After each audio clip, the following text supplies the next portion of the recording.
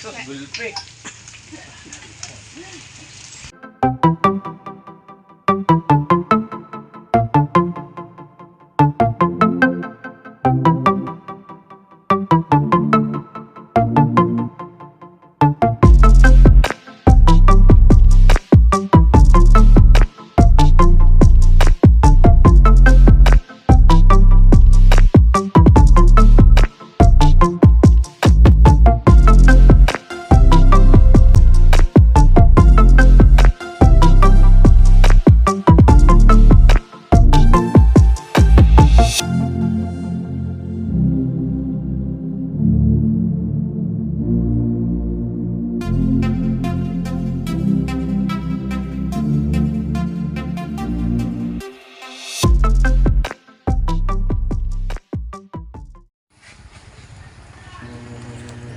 Good morning! Hi mga kalabs! Welcome back to our channel, The Forest.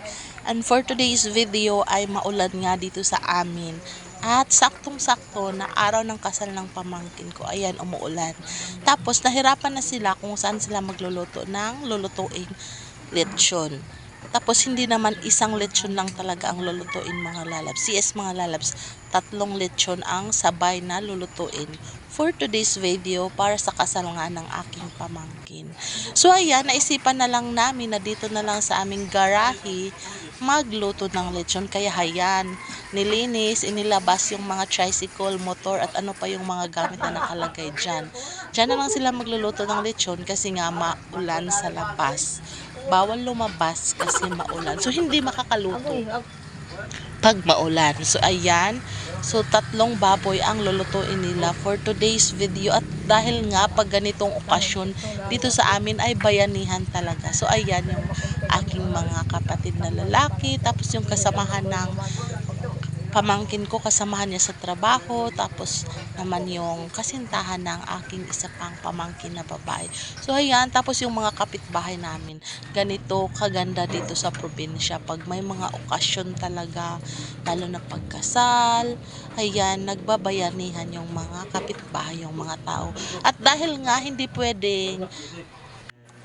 pwedeng hukayin dito kasi nga nakasimento, ay nag-isip na lang sila ng paraan kung ano yung lalagyan ng ating lechon, yung kanyang anong tawag ba dyan, yung kanyang stick, or stick ba yung tawag dyan.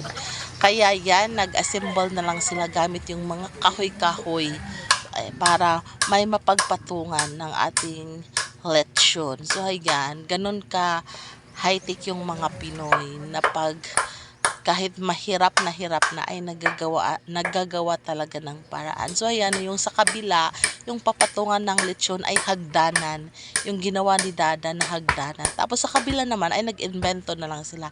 Meron kasi ditong mga kahoy na sisibakin sana para sa kasal. Tapos dahil sa dami ng kahoy ay hindi na nasibak.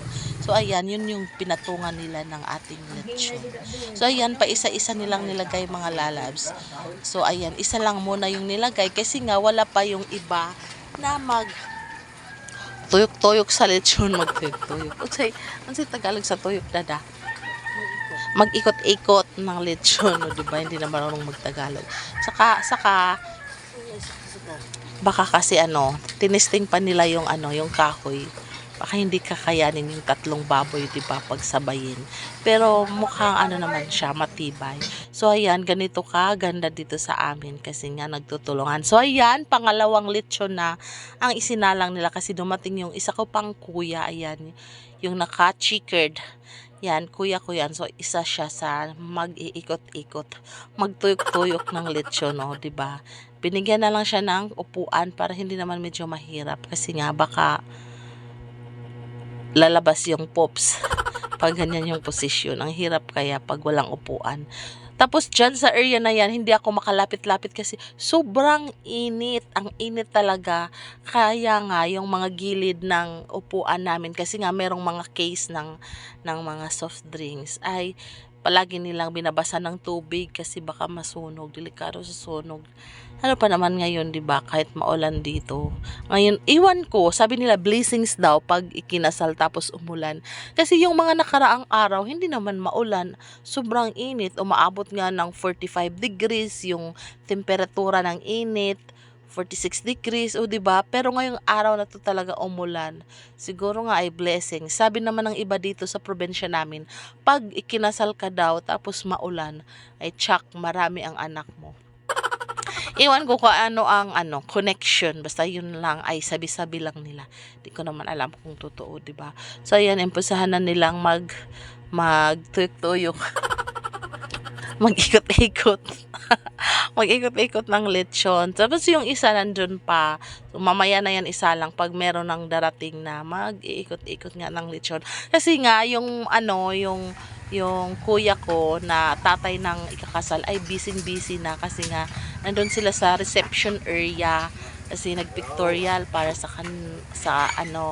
para sa mga groom's parents,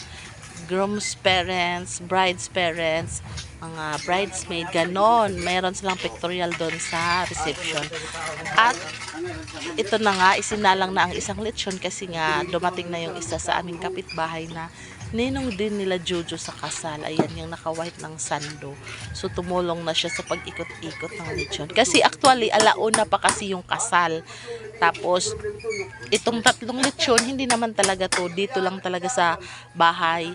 Yung isang lechon, dito sa bahay ititira, yung malaki. Kasi nga, ang binili nilang baboy ay 65 kilos, 55 kilos. At yung pinaka-last isinalang, medyo maliit siya, 42 kilos lang. So, ang ititira dito sa bahay ay 65 kilos. Tapos yung 56 kilos at 42 kilos ay dalhin naman sa reception.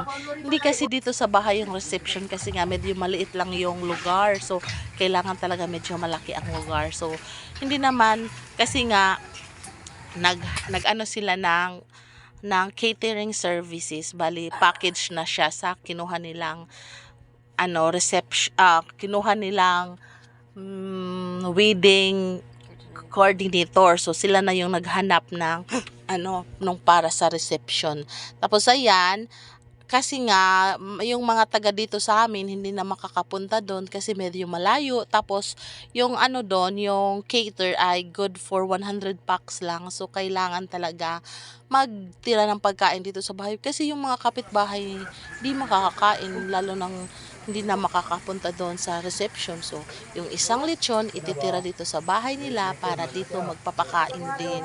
Luto din sila ng ibang putahe, tapos yung dalawang lechon ay dadalhin doon sa reception, o diba, ganun kabongga.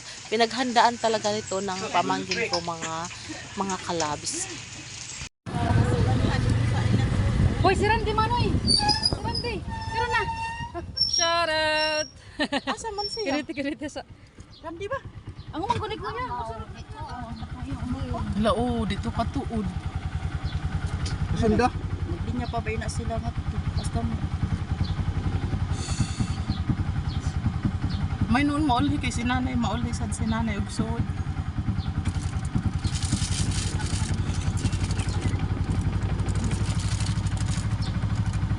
Hala, grabe kalimuot, oy, Ginoo ko. Alauna imidya? Ngayon ba ito si Romanche nga? Kinahang lang kung alauna imidya na, anadjud mo ka maglinya pa mo dito kay ang pare ra mo dito ko misa, oras nga misa jud. Kinahang kung alauna imidya nga na. Salamat sad to. Magaling ka nag-ilis ila. Yambot ko kanay mga tangkay. Kana basta si Luis. Ano sa pagkaman? Basta kay may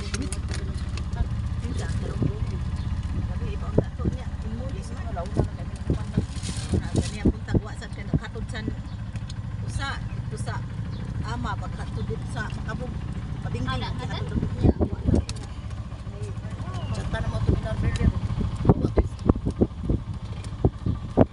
Alauna imidya na di yutar ba sa oras oy?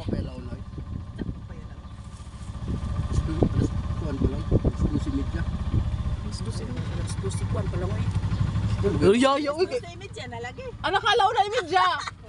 Now. Wa na. So, pag abot nga to, las dos. Alauna na yan. Ay ba, ito sila. Nawag na sila gasa na pita. Ay, kay mga kapoy ito kayo kagbiyahe. Ang chicken din, mantikan pa Summer. Kadlawan nga, nag-chicken lang gali sila sa GP Hotel. Ano naman lakot na din. Kasag manangawan. Ang ako driver o attorney? Attorney. Ya, nay. Nay don niya nga rin, nay don niya. Don niya. Dapa. Dapa.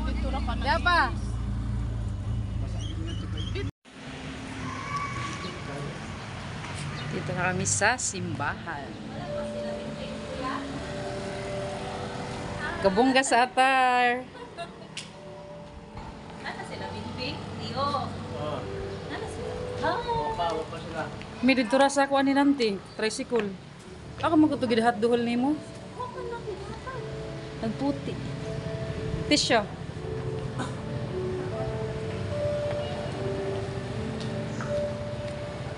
Kabongga sa wake up call.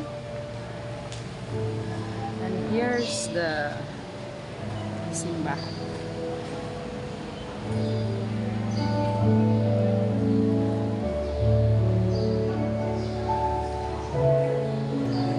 Hanggang dito na lang mga lalabs. Abangan niyo po ang part 2 ng video na to, ang mga kaganapan po dito sa simbahan.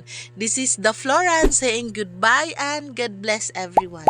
Bye-bye! See you in our next vlog!